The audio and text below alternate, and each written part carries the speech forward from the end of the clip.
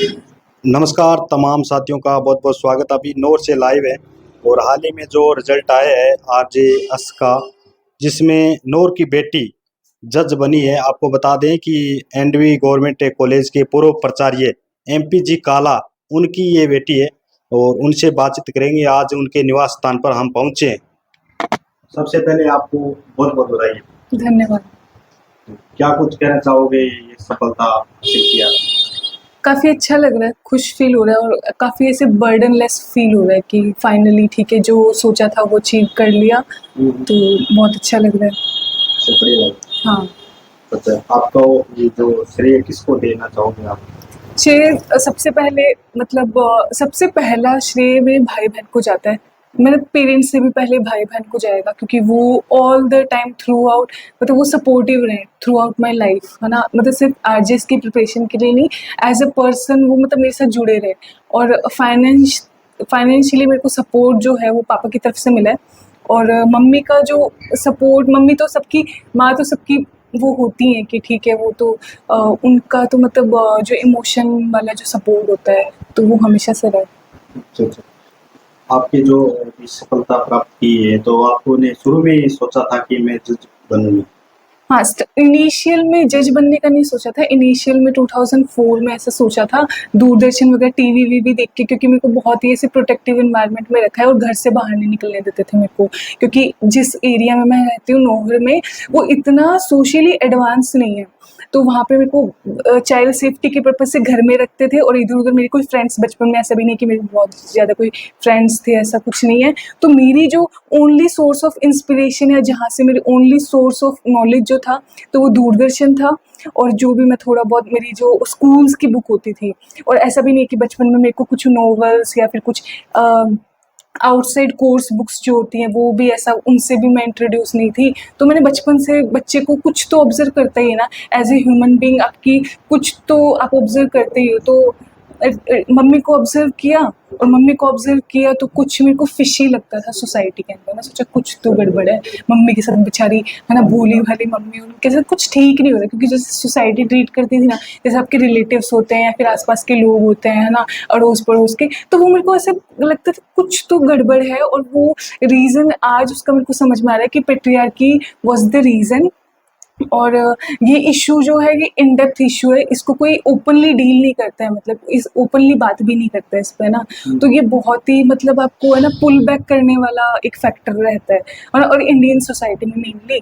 तो फिर मेरे को मम्मी से ऐसा लगता था कि मेरे को ऐसा मम्मी के लिए ऐसे बुरा, मम्मी इन जनरल ऐसा लगता था कि यार इनोसेंट, मेरे को किसी भी तरह प्रोटेक्ट करना है, क्योंकि ऐसे बचपन में जिस टाइम से मैं हूँ तो मैं ऐसे बहुत शक्तिमान और ये सब देख के तो मेरे को लगता था कि मेरे को भी ऐसे कुछ प्रोटेक्टर टाइप का बनना है। मतलब मेरे को ऐसे गार्जियन टाइप का बनना है कि सबको प्रोटेक्ट करना है, सोसाइटी को प्रोटेक्ट करना है, मदर को प्रोटेक्ट करना है, फैमिली को प्रोटेक्ट करना है। पापा को प्रोटेक्ट नहीं करना, क्योंकि पापा खुद में एडवांस लगते थे, लेकिन मेरे को मेरे सिबलिंग्स के लिए और मम्मी के लिए ऐसे बहुत ज़्यादा ऐसे प्रोटेक्टिव फील होता था कि कैसे भी करके मेरे को इनको बचाना है और मेरे को सोसाइटी में भोले भाले लोगों के लिए कुछ तो करना है। लेकिन बस वो इतना ही था। फिर मेरे को धीरे धीरे मैं ऐसे दूरदर्शन में ऐसे मतलब मुंशी प्रेमचंद के कहानियों के ऊपर जो ड्रामास होते थे, और कोर्ट रूम ड्रामास तब बहुत ज़्यादा टेलीकास्ट हुआ करते थे, तो वो सब देखती थी। तो उन सब चीज़ों से एक थॉट प्रोवोकिंग ड्रामास देखने से ना मेरी डीप इनसाइड एक कैरेक्टर बिल्ड तो बचपन से ही होने लगा। तो फिर क्योंकि घर में रहते रहते, तो फिर मैंने वहाँ से सीखा, क्यों इंस्पिरेशन ली कि ठीक है, एक ड्रामा वगैरह देख के कुछ कि एडवोकेट करके मतलब जो एडवोकेट होता है वो ऐसे कुछ जस्टिस दिला सकता है लोगों को। तो मेरे को वो बहुत ज़्यादा मतलब इंस्पायरिंग लगा। मेरे को लगा अच्छा, एडवोकेट होता है कुछ, और आप एडवोकेट बन के लोगों को जस्टिस प्रोवाइड कर सकते हो, और जो नीडी पीपल होते हैं आप उनकी हेल्प कर सकते हो। तो मैंने बस ये डिसाइड कर लिया कि एडवोकेट बनना है। फिर वो मेरा डिसीज़न था। और फिर 2006 में रैंडमली एक दिन मेरे नाना जी ने मुझसे पूछा कि करीना आपको क्या बनना है, और मैंने उनको बोला कि मैंने डिसाइड कर लिया है, मेरे को वकील बनना है, एडवोकेट बनना है। तो उन्होंने बोला कि अच्छी बात है कि आपको एडवोकेट बनना है, लेकिन आपको जज क्यों नहीं बनना। तो मेरे को लगा जज, और मेरे को तब तो कोई क्लू ही नहीं था कि जज होता क्या है, मैं सोचा जज। फिर उन्होंने बोला आपको जज बनना चाहिए। उन्होंने मेरे को एडवाइस किया, सजेस्ट किया कि आपको जज बनना चाहिए क्योंकि because he is the ultimate authority. अब वकील बनोगे ठीक है, वकील अपनी दलील रखता है, एक पक्ष के लिए लड़ लेता है, बट जो फाइनल फैसला सुनाता है ना वो जज के हाथ में होता है। तो मेरे को लगा अच्छा जज इज़ द मतलब अल्टीमेट पावर उनके पास होती है। तो मेरे को लगा कि ठीक है जज बनना है। तो तब वो डिसाइड कर लिया कि ठीक है अब से जज बनना लाइफ में।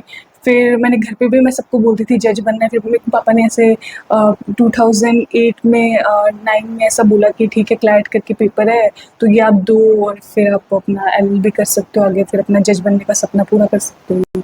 युवा जो देख रहे हैं, आपको सुन रहे हैं, जो आपसे प्रेरणा लेना चाहेंगे, आप जज बनिए, उनको क्या कुछ कहना चाहोगे आप? स्पेसिफिकली जो जज बनना चाहते हैं, इन जनरल जो यूथ है वो जो कुछ भी मतलब पहली बात तो किसी को है ना, मेरे को ऐसा मानना है कि आप किसी भी बच्चे को प्रेशराइज मत करो कि आपको पर्टिकुलरली यही बनना है। क्योंकि हमारी सोसाइटी में मिडिल क्लास सोसाइटी है और upper middle class society India में 3-4 स्पेसिफिक आपके पास सर्विसेज आपको आपके हाथ में पकड़ा देते हैं कि इधर IAS, इधर इंजीनियर, या फिर आप डॉक्टर बन जाओ या CA बन जाओ। ये बड़ी बड़ी चीज़ें हैं। और जज के बारे में फिर भी छोटी जगहों पे इतना मतलब खुल के मतलब ऐसा नहीं बताते कि आपको जज भी एक ऑप्शन है आपके लिए लाइफ में। और अभी तो इतना सोसाइटी चेंज हो गई है कि आपके पास बहुत सारे अदर ऑप्शन अवेलेबल है। आप कुछ भी कर सकते हो, आप स्पोर्ट्स में जा सकते हो, आप यूट्यूबर बन सकते हो, इन्फ्लुएंसर बन सकते हो, there are so many other option available. तो फिर मेरे को ऐसा लगता है बच्चे को थोपो मत और बच्चे को आप फ्रीडम दो कि वो अपने मन से क्या करना चाहता है, क्योंकि मेरे को ऐसा लगता है वो उसमें ज़्यादा बेहतर कर पाएगा रादर देन उसको ये सिखाने से कि आपको सिर्फ एक पावरफुल पोजीशन के पीछे भागना है। तो प्रेशराइज मत करो क्योंकि बच्चे बहुत वी नो दैट कि बच्चे उस चीज़ के कारण बहुत ज़्यादा डिप्रेशन में भी चले जाते हैं। कहना चाहोगे? अच्छा लगा मेरे को ये सुन करके। तब मैंने कहा जो चाह रही थी तो मन में वो बहुत अच्छा लगा सुन करके और बस एकदम नॉर्मल हो गया फिर बाद में। और अच्छा किया इसने, मेहनत तो करती थी पर कई बार ये यूं भी करती थी भाई हाँ आपकी बार मेरा अच्छा नहीं गया, नहीं होगा। फिर मैंने बोला इसको क्यों नहीं हुआ, कर ऐसे करने से ही होगा। मैंने कहा ऐसे क्यों कर रही है, आता है सब कुछ। फिर बोले मेरी पढ़ाई नहीं हो पाई, फिर इसने करा अब की बार करूंगी। बोले कि अच्छी मेहनत करी बाद में अपने आप। आपने सपोर्ट भी किया है? हाँ सपोर्ट तो सभी करते थे, मैं भी करती थी, भाई बहन भी करते थे, जो मिलता रिश्तेदार सभी बोलते थे तो इसको भी फिर अपने आप में करना तो इसको ही था।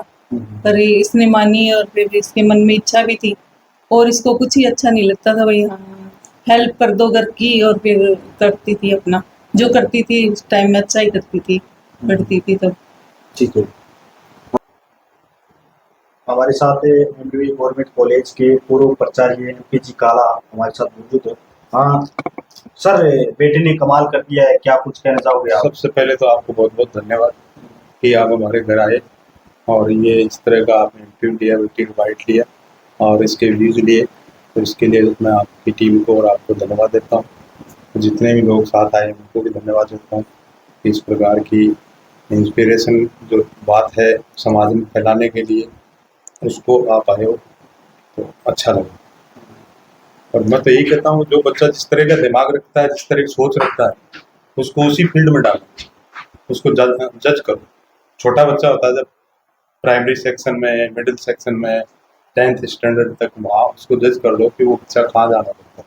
उस सब पेरेंट्स को पता लग सकता है कि थोड़ा बहुत उसके साथ बातचीत करें या उसको देखें उसकी रुचि किस में है, मैथ में है, साइंस में है, फिजिक्स में है, सोशल साइंस में है, खेल में है, किस में है रुचि है, उसको उसी फील्ड में डालने का प्रयास करो। प्रेशर देना गलत है और बिल्कुल फ्रीडम दे दो उसको, बिल्कुल फ्री छोड़ दो, है ना। और उसकी जो आवश्यकताएं, उसकी जो नीड्स हैं उनका ध्यान रखो कि क्या चाहता है, वो कभी कमी नहीं होनी चाहिए उसको।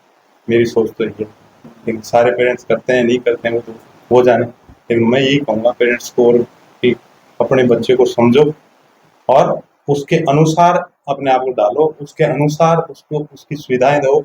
जहाँ वो पढ़ना चाहता है, जिस तरह कंपटीशन में जाना चाहता है, उसके लिए उसको तैयार करो, उसी तरह की स्ट्रीम उसको दिलाओ जिससे कि वो अपने भविष्य को सिक्योर कर सके और कुछ बन के दिखा सके, समाज में अपने आप को स्थापित कर सके, समाज के लिए, अन्य अपने जूनियर्स के लिए वो प्रेरणा बन सके। जैसे रिजल्ट का पता चला, तमाम जो सोशल मीडिया प्लेटफॉर्म पे और निजी जो साथी हैं उनके लगातार आपके पास मैसेज भी आए। खूब फोन आए मेरे पास, है ना, खूब मैसेज आए। कल तो इतने आए थे कि मैं पूरी तरह से थक गया उससे बात करके, है ना, लेकिन मेरे को अच्छा लगा, इसलिए वो थकान भी मेरे को कोई महसूस ही नहीं हुई, क्योंकि एक बच्ची 5 साल से लगातार इसके लिए तैयारी कर रही थी। 3 अटेम्प्ट दे दिए, 3 बार इंटरव्यू, तीसरी बार इंटरव्यू पहुंच गई, और अब की बार पूरी तरह से कॉन्फिडेंट थी कि इस साल तो मेरे को चाहे इंटरव्यू में 0 दें फिर भी मेरा होगा।